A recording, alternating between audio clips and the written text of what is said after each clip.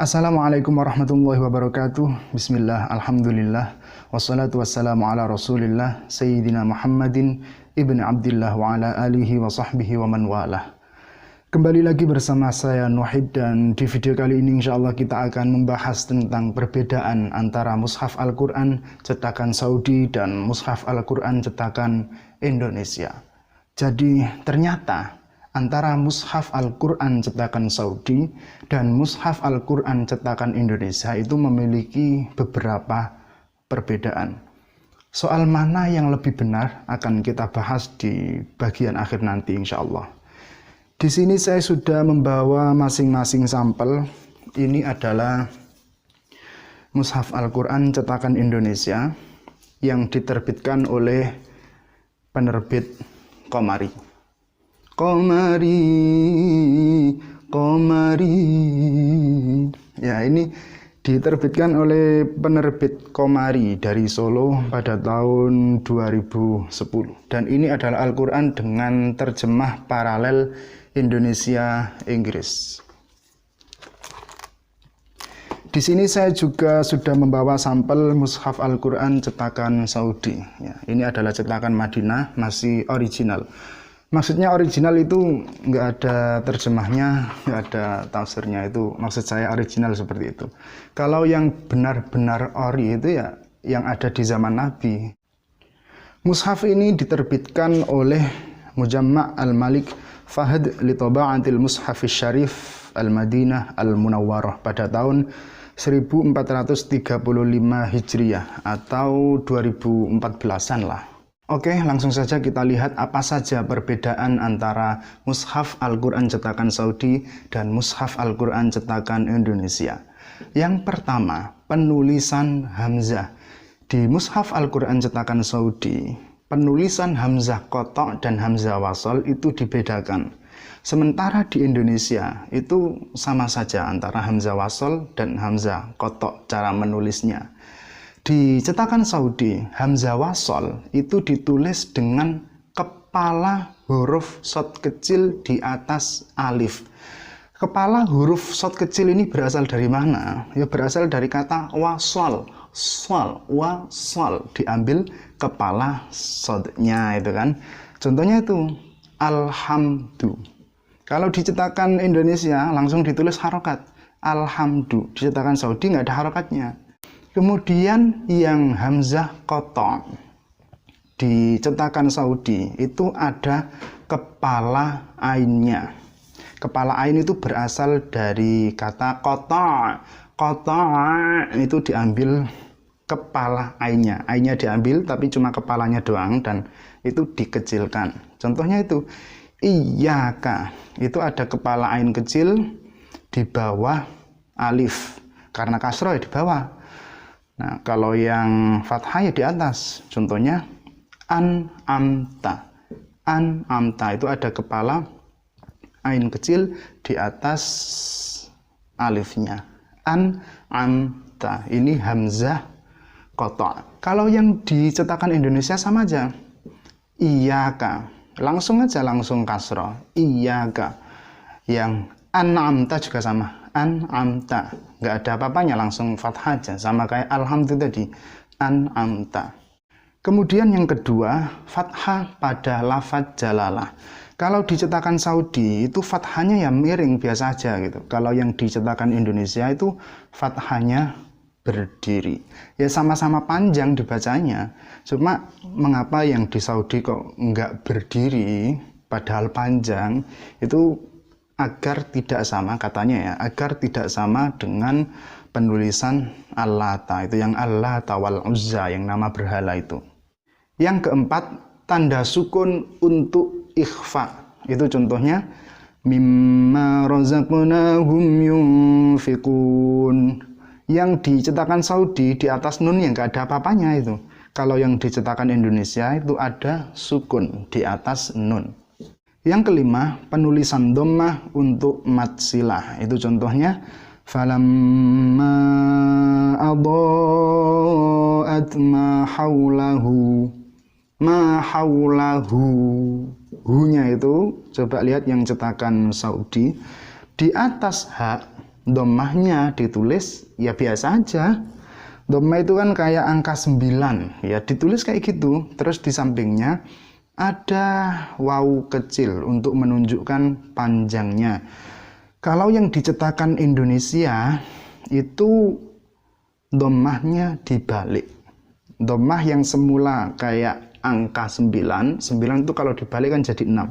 Nah, jadinya nulisnya seperti itu untuk menunjukkan panjangnya. Yang keenam, penulisan kasroh untuk mad silah. Itu contohnya fa'tu bisuratim mim mithlihi. Itu yang dicetakan Saudi, ditulisnya biasa aja kasrohnya. Nah, di sampingnya ada ya kecil untuk menunjukkan panjangnya.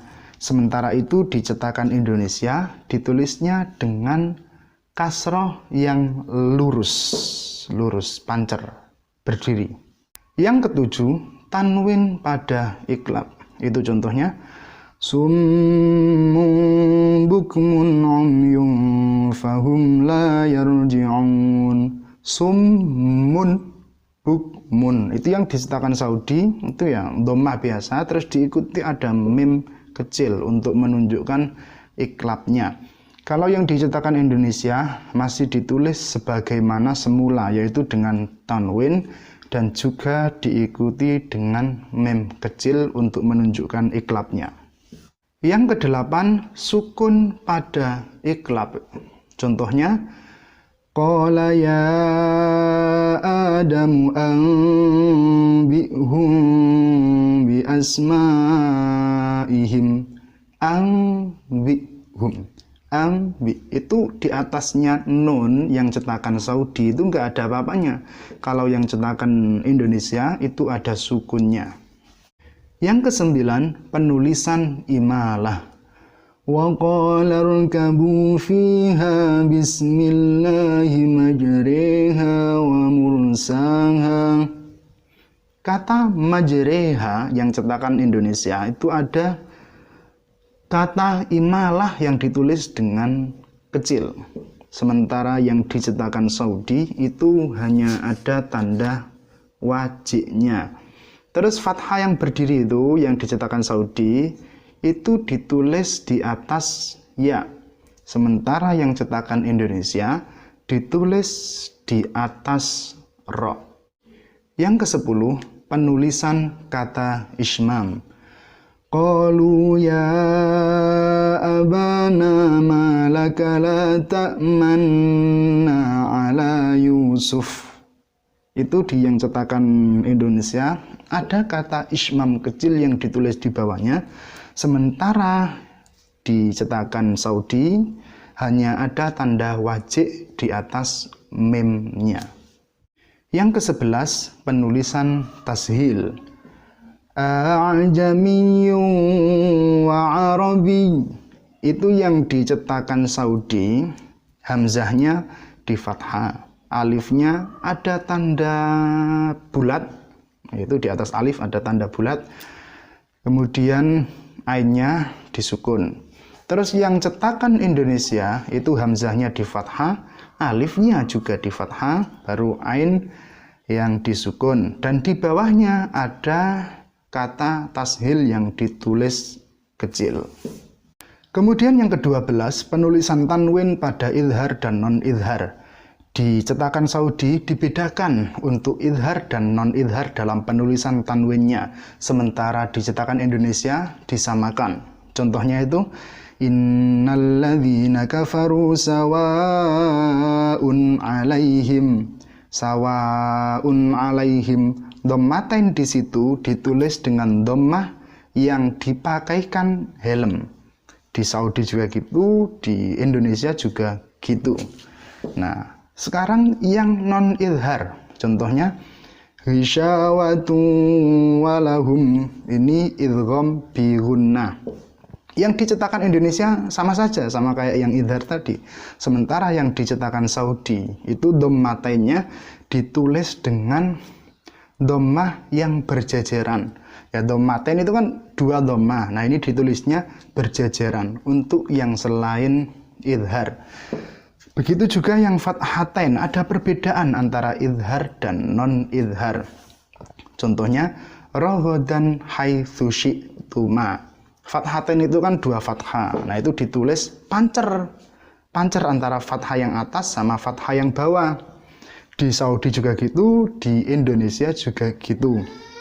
Sekarang yang non-idhar, contohnya hudan lil muttaqin. Hudan lil muttaqin ini idgham bila gunnah, hudan lil muttaqin. Di cetakan Saudi ditulisnya enggak pancer, itu penceng itu antara fathah yang atas sama fathah yang bawah. Sementara di cetakan Indonesia sama saja kayak yang tadi, yang idhar tadi.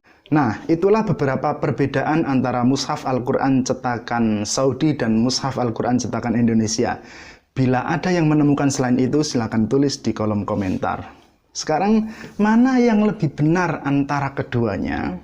Sebenarnya dua-duanya benar, dan dalam hal ini tidak ada yang salah. Hanya saja di mushaf Al-Quran cetakan Indonesia itu ada beberapa penyesuaian. Mengapa?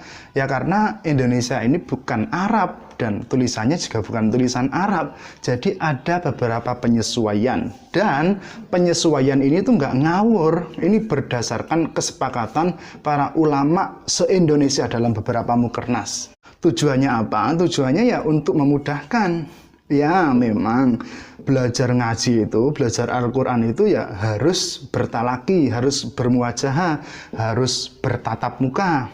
Ya enggak mukanya ditatap-tatapkan, bukan.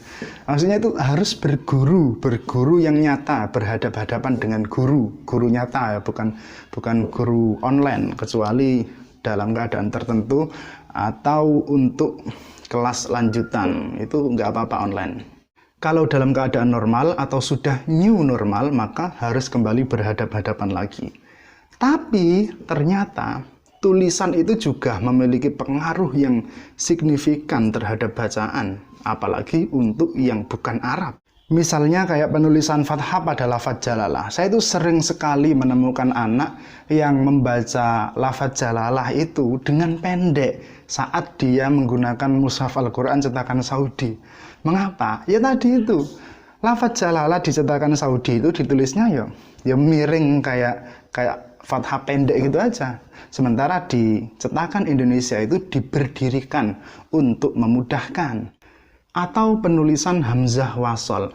Saya itu juga sering menemui anak itu hamzah wasol itu dikiranya dhammah. Karena yang memang mirip gitu antara dhammah dengan kepala huruf shad kecil. Makanya banyak sekali yang mengira itu dhammah. Kalau Fatihah ya jelas mereka sudah banyak yang hafal, jadi tetap dibacanya alhamdulillah. Tapi yang di tengah-tengah itu misalnya al-yauma akmaltu lakum gitu, dibacanya ul yauma. Terus saya benarkan al-yauma, tetap ngeyel. Wah, ini tulisannya ul yauma. Karena memang mirip gitu. Makanya mushaf Al-Quran cetakan Indonesia itu ya dibikin seperti itu ya untuk menyesuaikan dan untuk memudahkan. Dan kita tidak perlu takut untuk menggunakan mushaf standar Indonesia karena semua itu sudah dikaji sejak dulu oleh para ulama yang mumpuni. Wallahu a'lam bishawab, wallahul muwaffiq ila aqwamit thoriq. Wassalamualaikum warahmatullahi